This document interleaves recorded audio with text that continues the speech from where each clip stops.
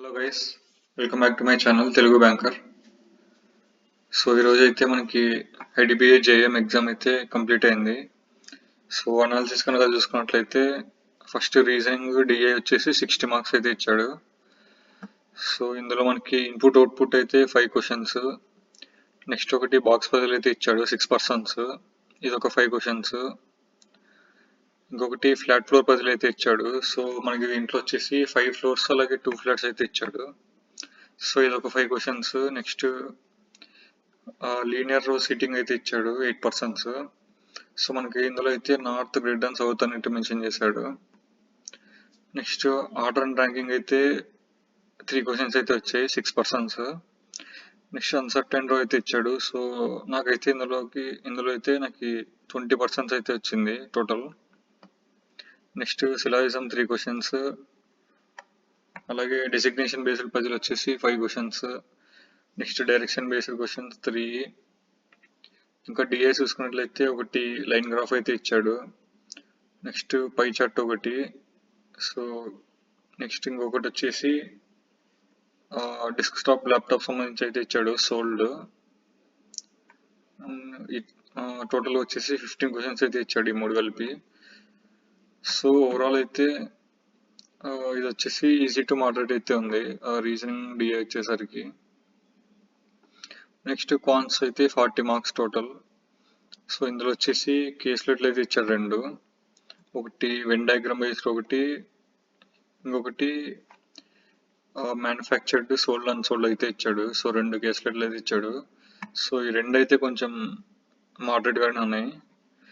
So next wrong number series అయితే ఇచ్చాడు 5, next approximations 5, అలాగే క్వాడ్రాటిక్ ఈక్వేషన్ 5, నెక్స్ట్ అర్థమెటిక్ వచ్చేసి 15 క్వశ్చన్స్ దాకా అయితే ఇచ్చాడు టోటల్. సో కాన్స్ అయితే కొంచెం మోడరేట్గానే ఇచ్చాడు. సో నెక్స్ట్ జిఏ చూసుకున్నట్లయితే ఇది వచ్చేసి టోటల్ 60 మార్క్స్కి. సో మనకి ఇందులో అయితే మొత్తం కంప్యూటర్ అవేర్నెస్ 20 క్వశ్చన్స్ అయితే వస్తాయి. నెక్స్ట్ జిఏ వచ్చేసి 40 క్వశ్చన్స్. సో ఇవైతే నాకైతే కొన్ని క్వశ్చన్స్ గుర్తున్నాయి. G7 సమ్మిట్ జూన్ 2026 ఎక్కడ జరుగుతుంది అనేసి. Next Nagarjuna Sagar dam built on which river, ఇంకొకటి తడోబా అందారి టైగర్ రిజర్వ్. సో ఇది వచ్చేసి మహారాష్ట్ర. నెక్స్ట్ ఎక్సైజ్ ఎక్కువ వీరన్, ఇది వచ్చేసి ఇండియాకి మాల్దీవ్స్కి. నెక్స్ట్ ఐఏఎఫ్సిఎల్ హెడ్ క్వార్టర్స్ ఇక్కడ ఉందని అయితే అడిగాడు. సో ఇదైతే న్యూఢిల్లీ అని పెట్టాను నేను. నెక్స్ట్ ఏఐబి ప్రెసిడెంట్, ఇంకా SAFF under international championship, next యుఎల్ఐపిలో ఐ ట్రాన్స్ఫర్ అని అడిగాడు, ఇంకా credit card link to UPI అని అడిగాడు. సో ఇది వచ్చేసి RuPay credit card. Next EPF interest rate అని అడిగాడు, ఇది వచ్చేసి 8.25% అయితే పెట్టాను. Next Naman awards 2026 lifetime achievement award అయితే అడిగాడు.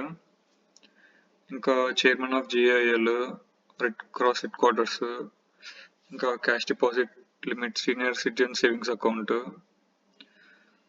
ఇంకా ఇంటర్నేషనల్ ఉమెన్స్ ఎప్పుడు అని అడిగాడు. సో ఇవైతే కొన్ని. ఇంకా మీకు ఏమైనా గుర్తుంటే కమెంట్స్ అయితే మెన్షన్ చేయండి. సో నెక్స్ట్ ఇంగ్లీష్ చూసుకున్నట్లయితే క్లోజ్ టెస్ట్ అయితే 6 క్వశ్చన్స్ అయితే అడిగాడు.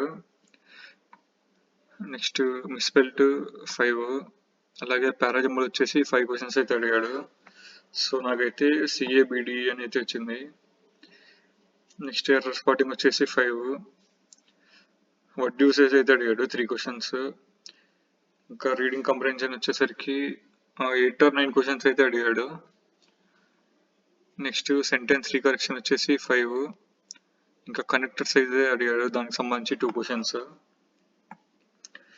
సో నా అటెంప్ట్స్ కనుక చూసుకున్నట్లయితే రీజనింగ్ డిఐలో వచ్చేసి 55 క్వశ్చన్స్ పెట్టాను.